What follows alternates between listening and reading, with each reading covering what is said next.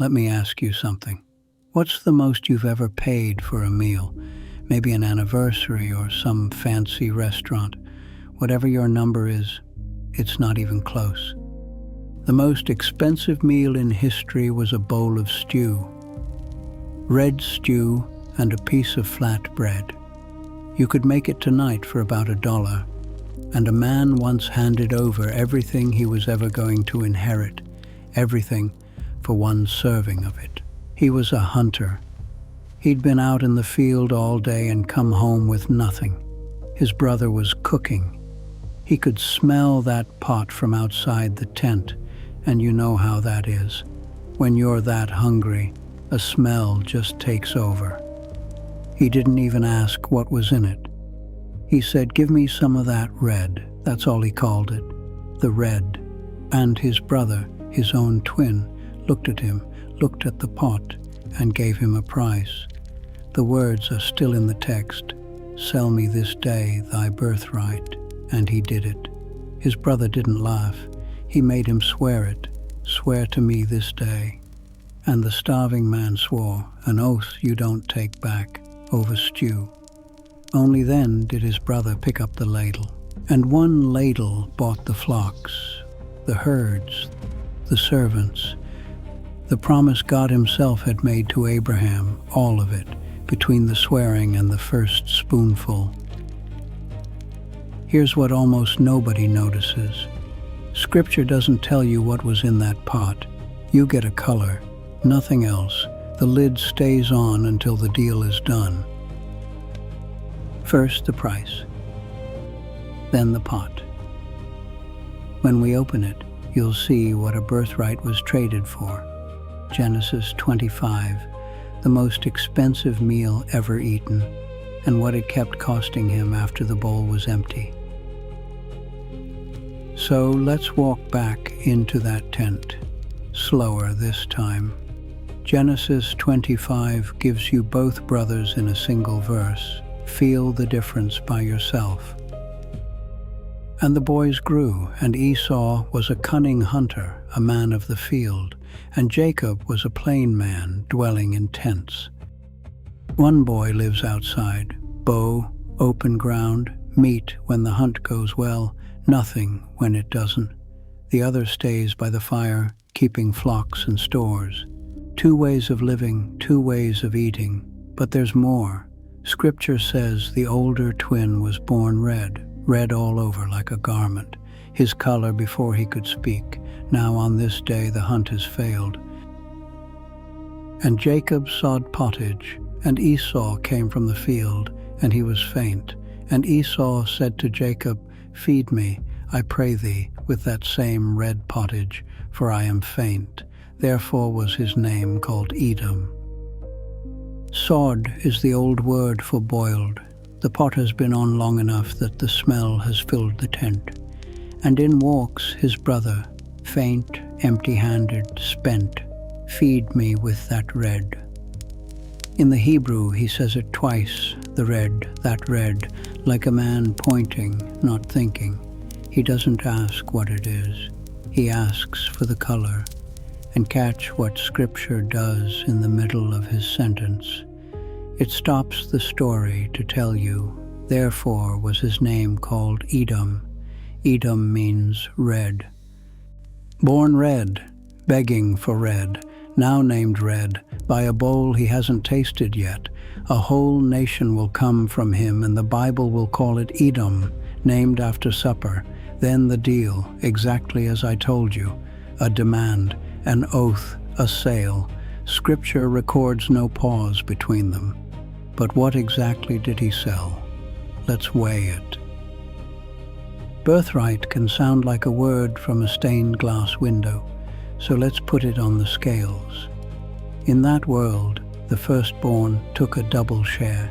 Every son received 1 portion, the firstborn 2. Moses would later write it into the law itself. In a family of 2 sons, that means 2/3 of everything. And everything in this family was not small. One chapter later, Scripture counts their father's wealth. Isaac had possession of flocks, possession of herds, a great store of servants, so much that the Philistines envied him. 2/3 of that was the older twins' future.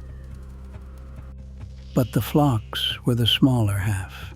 The firstborn stood next in line to lead, head of the family, the one who blesses. And this was not any family. God had told Abraham that through his seed all the families of the earth would be blessed, and that promise was set to run through the firstborn. All of that on one side of the scale. On the other side, a bowl. His brother looked at the flocks, the headship, the promise, and set his price. And Jacob said, "Sell me this day thy birthright." And the hungry man answered with the arithmetic of hunger. And Esau said, "Behold, I am at the point to die, and what profit shall this birthright do to me?" Listen to that math. The flocks, worth nothing to a dying man. The headship, nothing. The promise of God, nothing. Hunger doesn't argue with a price. It crosses it out, at the point to die. Hold that sentence. Was he? Was this man actually dying? The New Testament looked back at this table and wrote the whole bill in one line. Lest there be any fornicator or profane person as Esau, who for one morsel of meat sold his birthright. One morsel of meat. In the Old English of the King James, meat just means food. One serving, the entire price on the receipt. And the answer to our question, was he really dying, is waiting in the very same verse that finally opens the pot. Then Jacob gave Esau bread and pottage of lentiles, and he did eat and drink and rose up and went his way. Thus Esau despised his birthright. There it is, lentiles, that's the King James spelling, exactly as it stands on the page. Lentils. After 5 verses of pottage and red, Scripture finally names the food, a lentil stew. The most expensive meal in history was red lentils and a piece of bread.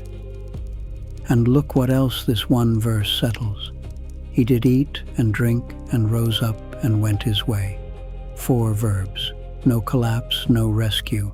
He wasn't at the point to die. He had supper and he left. Then the verdict, quiet as a door closing. Thus Esau despised his birthright, not lost it, not was cheated out of it, despised it, held it cheap. One verse. The food, the lie, and the judgment. So what was actually in that pot? Here's the first surprise. It deserved better company. Red lentils. In the ancient Near East, they were wherever the poor were. They grow in dry ground, keep for years in a clay jar, and cost next to nothing. For most of history, they've been called the meat of the poor, the protein you could afford when you couldn't afford protein. And red lentils hold a secret the others don't. They're fast. Chickpeas and brown lentils want hours of soaking. Red lentils split as they dry and shed their skins. Into the water they go, and in under an hour they collapse into a thick, warm stew. That's why Jacob could have a pot ready the same day. That's why the smell met a starving man at exactly the wrong moment. Even the color makes sense. Simmered with what that world had, onions, garlic, perhaps cumin, a spice the prophets knew by name. Red lentils cook into a deep, reddish brown. That red was never a mystery. It was the lentils themselves, melted into supper. And inside them, by dry weight, red lentils are roughly 1/4 protein. They carry iron, folate, fiber, plain fuel that has fed the working poor for thousands of years. So Esau's body wasn't wrong about the food. It was a good answer to hunger and a catastrophic answer to everything else. The trade is the only thing at that table that failed. Two more things about lentils in Scripture, and they change this whole scene. The first is a tradition. The ancient rabbis noticed how this chapter opens. Abraham, the grandfather, the man of the promise, has just died. And they taught that Jacob was boiling lentils because lentils were the food of mourners, round like grief, which comes to every house in its turn. If they're right, Esau walked into a funeral meal and turned his grandfather's morning supper into a transaction. Scripture doesn't say it outright, but the chapter's shape says enough. It opens at Abraham's grave and it closes at this table. The second is not a tradition, it's a battlefield.